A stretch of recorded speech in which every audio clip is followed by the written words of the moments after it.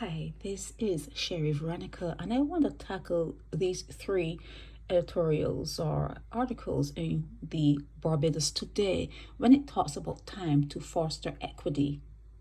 Time to foster equity and end elitism in high school entrance. Why are we still on this? Some people can go to the schools built by the older schools, and they can go to those schools at 11 plus, and they can die at 100 years old. That person can die at 110 years old. 110 years old and still feel exalted. It lasts. Just going to a certain school, that puff upness, that elitism, that I'm better than you, I went to this particular high school. It lasts until that person goes to the grave. It only shows, if nothing else, it shows what indoctrination can do to a human, to a child. They cannot toss it away. When I speak about these things here in the United States, they cannot understand it. They can't. It's like a high school. You're talking about a high school. They do not understand how someone could be so puffed up and look down on others their age because of a high school. So when you say time to foster equity, it's past time. It's past time. This should have happened a long time ago when you see people going to the grave saying, I went to Queen's College. I went to Queen's. Oh, and then they die. They die. They're puffed up until they die because they went to a particular school. This $21,000 payout. For crying out loud, the person was 75 years old. The person was, don't you guys retire? Don't you guys retire? And it was a maid.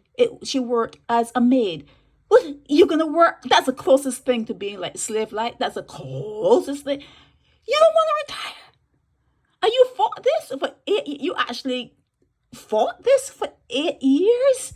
You see, I'm so different. Maybe it's me.